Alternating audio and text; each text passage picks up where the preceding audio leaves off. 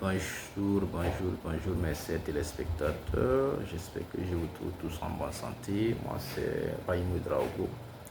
Je suis professeur d'histoire-géographie, voilà, titulaire d'une licence en histoire et archéologie à l'université de Koudougou.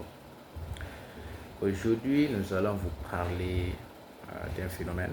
Voilà. Surtout, nous reviendrons encore sur cette question des traditions et d'interdits. Revenons là-dessus parce qu'il y a encore de ces paramètres que nous devions encore éclaircir pour permettre aux nouvelles générations de comprendre que la vie que nous voyons, il y a des mystères qui se cachent derrière elle.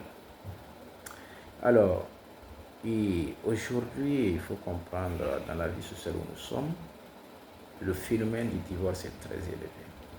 Le phénomène du divorce est très élevé et c'est devenu le quotidien des couples. Mais attention, derrière le divorce, il y a des problèmes. Dans la tradition Mouara, lorsque une femme est divorcée, logiquement, elle n'a pas le droit de venir rester en famille.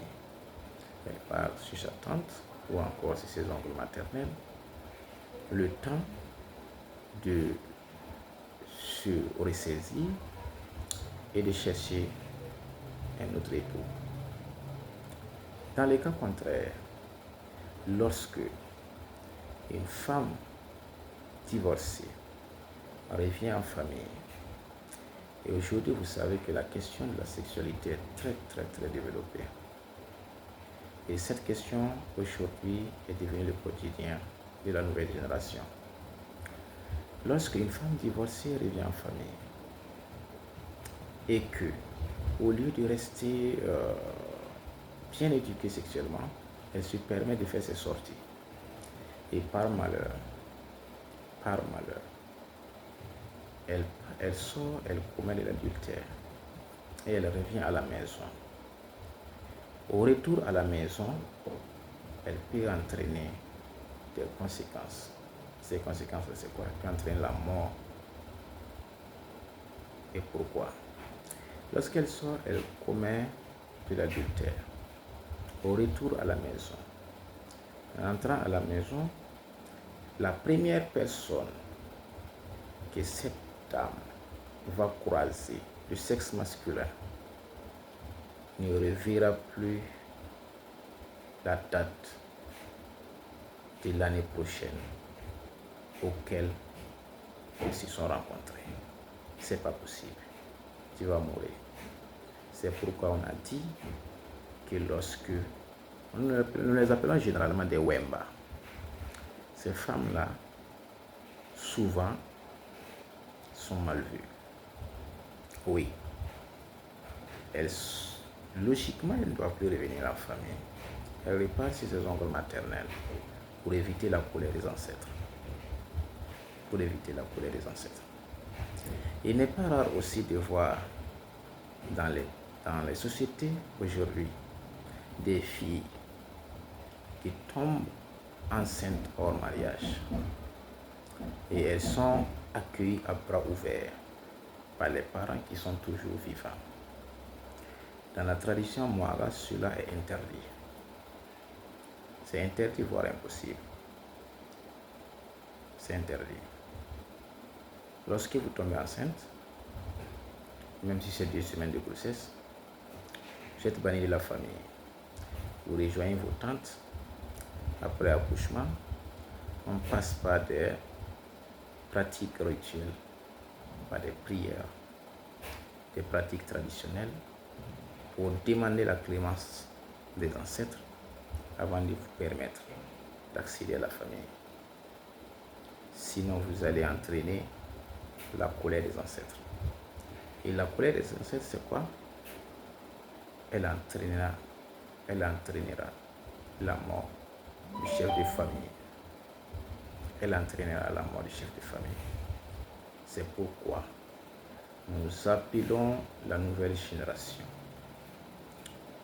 au civisme. C'est vrai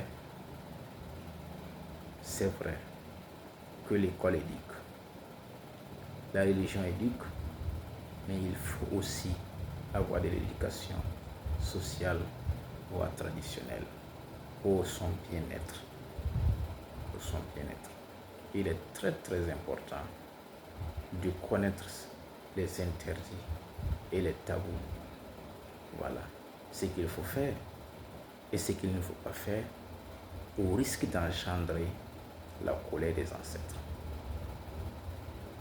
Mesdames et messieurs, chers téléspectateurs, le monde que nous voyons est plein de mystères. Le monde que nous voyons aujourd'hui est plein de problèmes. Nous accusons l'espérance de vie. Nous accusons la nouvelle génération. Nous accusons donc le vécu alimentaire quotidien. Mais en réalité, il y a des mystères qui se cachent derrière la vie actuelle. Il n'est pas rare de voir deux jeunes du même clan, ça veut dire des amis, qui tous font la cour à une même fille. C'est dangereux. C'est dangereux. Dans la société Mouara traditionnelle, si vous le faites et vous arrivez tous à sortir avec la même fille, le jour où un d'entre vous tombe malade et l'autre part lui rendre visite, il va toujours succomber. Mais aujourd'hui, ce phénomène est devenu donc une question de jeunesse pour la nouvelle génération. C'est pourquoi nous appelons la nouvelle génération à revoir le comportement, à s'approcher auprès des familles, à s'approcher donc des personnes âgées pour s'acquérir des connaissances et des modes de vie pour leur propre bien-être. Merci, chers téléspectateurs. Nous revenons la prochaine fois avec de nouvelles vidéos. Merci.